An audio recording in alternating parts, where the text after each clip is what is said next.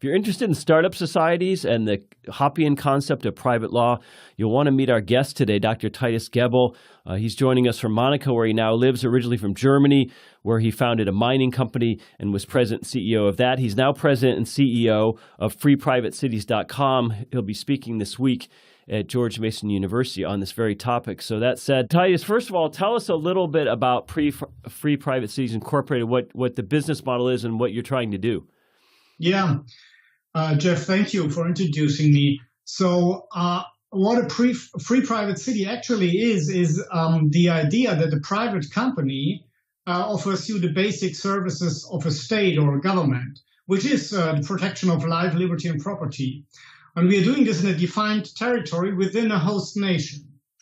And the idea is that you pay, or every resident pays a certain amount for those services per year, but this will be a fixed amount.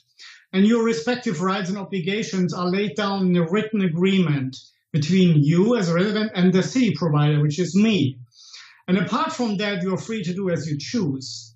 And the big difference is that suddenly you are a contracting party on an equal footing with a secured legal position instead of being subject to the ever-changing whims of politics. And of course, you only become part of it if you accept the offer. So what we are doing is basically we're transferring something that we already know, which is behavior in the market, in the service market, to the market of living together, as I call it. And you got a real social contract with a written contract, and you can in advance have a look at, okay, is this do I like this way how they offer it, and if yes, I know what I have to pay per year, which will be much less, obviously, probably than you pay now in taxes, and then you can decide if you like the offer or not. If you like it, you come. If you don't like it, you stay where you are. What's interesting to me is what parts of the world do you think are more interested in serving as a host to this kind of things? The West seems to be jaded and sadly in some ways less interested in liberty than it once was, but other parts of the world are waking up and wanting greater wealth, greater prosperity for themselves. Do you find a particular region that interests you primarily? Well, we are basically open. I mean, it's indeed so that a wealthy country has not real incentives to try out such radical new things, right? Mm-hmm. I mean, it's not so radical. It's basically a kind of a special economic zone or a special administrative zone. And you can say maybe it's like the relationship Hong Kong-China, right? The country will still remain sovereign and will be responsible for defense and foreign policy. But for the rest, we are more or less autonomous.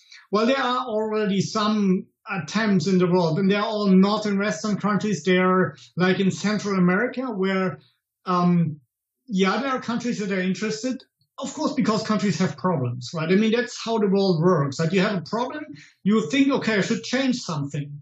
And now I'm open to new ideas. Whereas in Western Europe, we have so many tax income. Why should we, right? Why should we try out new things, right? That is the point. And insofar, to be realistic, we probably will end up in the first degree with countries that have some issues. But on the other hand, these are countries that are open enough to say, okay, let's try out new thing, and we are willing to give guarantees. We are very close with one country in Central America. It's not completely finished, and so far, it's a little bit too early to announce now this is the country, and there you go. But I would just invite interested parties to subscribe to my newsletter on the website, freeprivatecities.com, and there you will be informed, hopefully in the next 2 or 3 months. And then there are other countries like Puerto Rico. There's an interesting conference coming up in Washington on Wednesday and Thursday. They are broke, and so they're open to new ideas. It's not decided if they will be open to the Free Private Cities idea. At least they're willing to listen. And there are other countries in the world, like Georgia. They're trying to establish new special economic zones, and they approached me and said, we want to talk about your concept. So, my idea is you start at the fringes and then come back to the developed world, and because they will, once we have proven that this concept works and that it's beneficial to all parties, to the residents, to the government, to the state, and also to us as a provider, then it's probably then easier to go to other countries, or maybe even countries will approach us that are more developed. They say, okay, we have seen what you're doing and we want to give it a try. But I want to distinguish between what you're proposing and other startup society concepts. So what you're talking about is different than let's say, seasteading proposals or the Lieberland concept. You're not necessarily talking about creating a new nation. You're talking about creating a private city within an existing host nation. Yeah. So in that sense, you think it's more practical? Yeah, look here, the problem I see, I mean, I have good contacts to both Lieberland and to the seasteaders, and I support both of them, because and many more. I mean, I think this is a market of living together. Mm-hmm. And as a libertarian, I think we should have more competition, right? Because it's then raising the quality of the products. And so far, but you're right. I mean, it's much more difficult to go and say we're founding a new nation. And even the terra nullius concept, where you claim that you have found a piece of land that is unclaimed, it's only unclaimed as long as the neighboring states doesn't decide the other way, right? And then suddenly it's a problem. And so definitely, I think were also the problems of the attempts in the past, that they were basically going against existing states. That is something I think is not really the right way to do it. It has not much chances of success. So the better way is to go to something they already know, which is a special economic zone. And now you say, okay, we are special economic zone plus or next level. And we can also point on entities in Dubai or Abu Dhabi that have implemented foreign law. So it's a legal system within a legal system. They've implemented common law from most British-oriented common law within an Arab country. So it's already there, and we are just going one step further, and we are also willing to make compromises, right? In Central America, for example, where we are negotiating with the government, they said, okay, but we have certain areas of our constitution, they still must apply. And we have international agreements that we cannot give up. And we understand that completely, right? So if people now are listening to your show and are dreaming of a perfect world, I cannot offer that. Maybe later, but we have to make compromises in the beginning. Mm-hmm. And it still will be much better, because I mean, where do you have a contract where we can sue the government? And only you. There's no need for a parliament or an institution to sue the government, but you can, because you have a contract. And you say, I feel that you, government or administration, you have violated our contract. And now going to independent arbitration, because that's the mechanism we are offering, right? We are not offering our own courts, we are offering independent arbitration outside of the free private city. So that is a more balanced approach. And that is already something, I think we have many areas where we can prove new concepts that they are going to work, because they're not so new. That's what you know from the daily life, right? If you make a service agreement with a lawyer or a tax accountant, you know what you have to pay for what you are expected to get. And so it's not a utopian idea. It's just we're transforming the already known market ideas to the living together model. So the incentive for the host country, is the opportunity for capital to come in, to attract capital. In other words, that's why they would want to cooperate. Yeah, it's indeed. It's like imagine you have an area where before is nothing or very few activity, and then you create in Monaco or Hong Kong there, mm-hmm. right?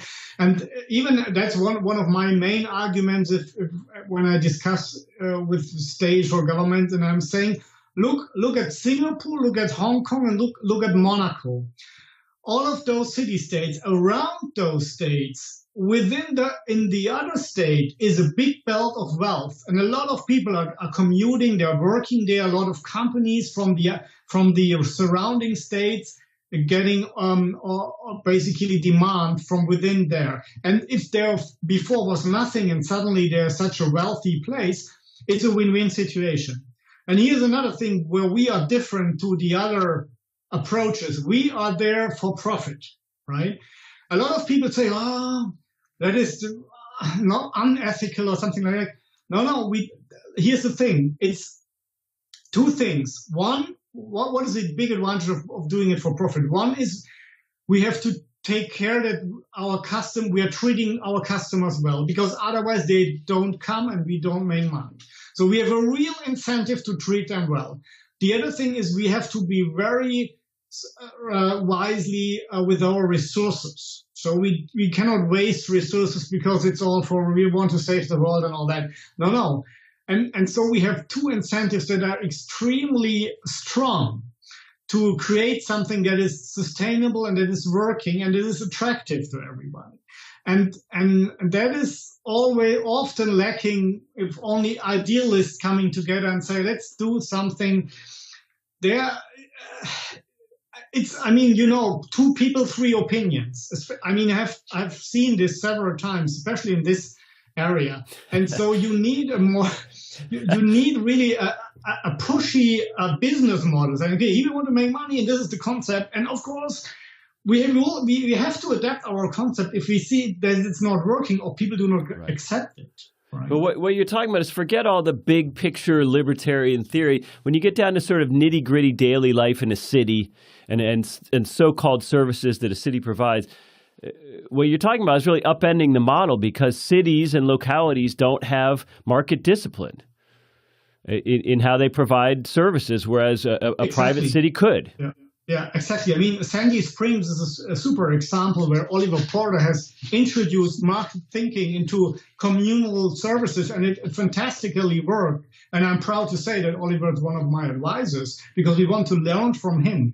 But so it's not against being the overall ideas and basically philosophy. It's just at the end of the day, do you have an attractive product, right? Mm-hmm. And maybe. I think Joe Kurok from Seasteading, he put it down. He said he nailed it down. He said 50 years from now, probably the most successful societies will not subscribe to any of today's ideologies.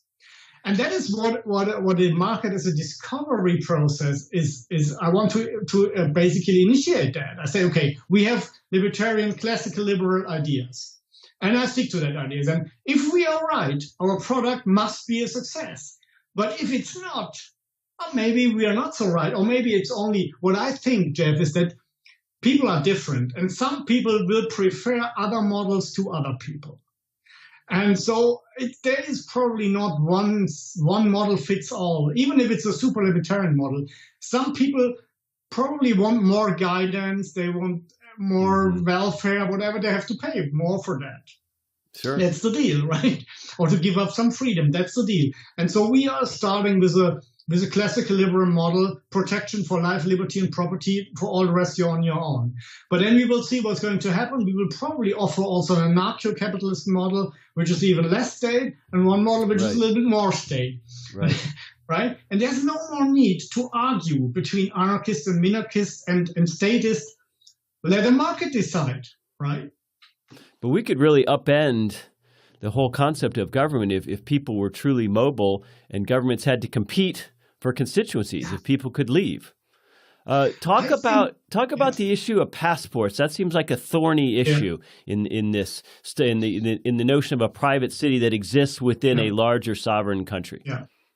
Well, look, it's at the beginning. I would say it's even an advantage. I mean, we are not a sovereign entity. We cannot give our own passports. So everybody keeps their own passport, right? They come from all kind of areas. I mean, immigration is something we have to deal with the host nation.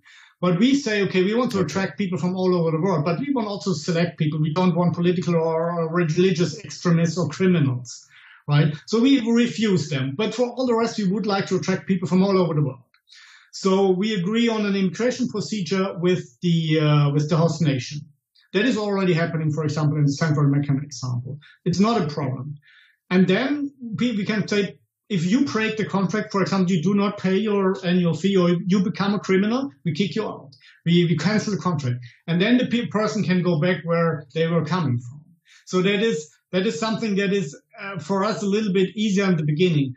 Over time, probably something like citizenship develops, and then you have to change the policy and say, okay, what we are doing with our criminals now, right? So we have to put them in prison or whatever. So I think in the beginning it's not a problem at all. You have like in Monaco, right? You have a residence card, but 80% of the people there are not Monegasque citizens. So you have an entitlement to be there in the city. Not everybody has, but you have your city card, your residence card, and you have your passport from whatever country.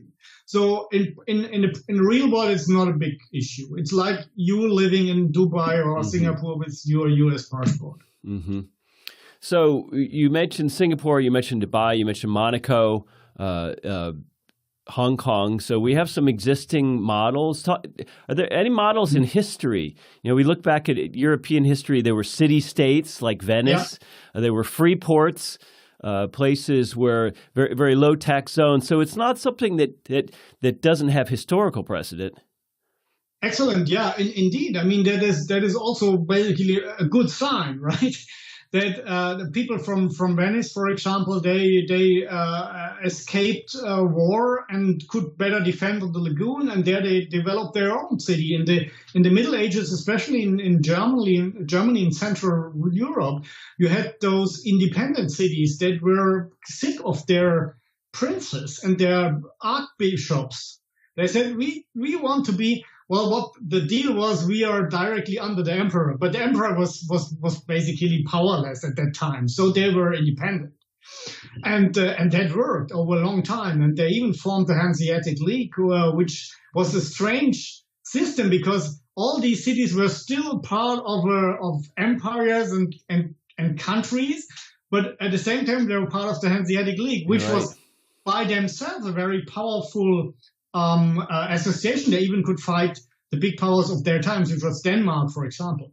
So indeed, we have some precedents in history, and I think the new one what we have here is that it's on a private free market basis with a contract, but the overall idea is not so much different from the people in the ancient times, the Greek city-states, Venice, the Italians, or the German imperial free cities. That is all the same. We want to govern ourselves according to our rules, and we want to do it the way we like it, right? And that's exactly basically what we are offering, but we are offering it on a for-profit basis to avoid the problems that all those cities became over time, that they had a parliament and a majority, which eventually was hijacked by wealthy families or the mayor or people who want to expropriate others. And here you're protected by the contract, and the people are free to form their own councils. But even if 99% say we have a council and we subscribe to the council's decision, the 1% who says no, I'm stick to the contract with the city provider, I don't want to have anything to do with your council, they are left alone.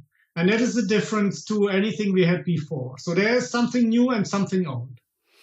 Do you have any thoughts on the Swiss model of subsidiarity and pushing decision-making down to the local level and decentralization generally? Yeah, I think this is one of the big recipes for success of Switzerland. It's not only direct democracy, it's especially the fact that they are so decentralized. So the community, they can decide a lot. And then above, it's the canton, and only then it's a federal level. And there's not much remaining at the federal level, right? Which is exactly the opposite what happened in Germany, which also is a traditionally federal country. But even after World War II, since then, the power went more and more to the central, right, to the central government. And basically, communities and cities have not much power. The federal states still have some meaningful power, but the communities basically zero. And that is something which is not correct. And that's one of the reasons why it's not working that well. Look, if we have some entities like Free Private City or comparable special zones, that this alone would put some competitive pressure on the states, even if it's only a handful, right? Because then people would say, they have a contract. I want a contract from my government too, right? So things like that, right? So I think competition even works if it's only a few examples in the world. Well, it's amazing, isn't it, how almost every aspect of human life is becoming more and more decentralized, except governance. That's the only part of life where things that used to be local become national, things that used to be national become supranational. So I think the idea of competition is absolutely critical here. So Dr. Titus Gebel, your website is freeprivatecities.com. You'll be in the U.S. this week, I believe, speaking at a conference. Yes, I will be this week, Wednesday and Thursday, on the Startup Societies Foundation conference in Washington, where it's about creating new ideas for Puerto Rico to become successful again. So make Puerto Rico great again with new ideas of living together. And I will hold a speech there, and I invite everybody to join the conference. It's just George Mason University together with the Startup Societies Foundation. And if you're interested in maybe becoming a resident of a free private city, I would invite you to subscribe to my newsletter. You can find it through the website. And it's not coming often, every 2 or 3 months. But if something is happening, you will be informed by the newsletter. Well, excellent. Titus, thank you so much for your time. It's great meeting you. Thank you, Jeff. My pleasure.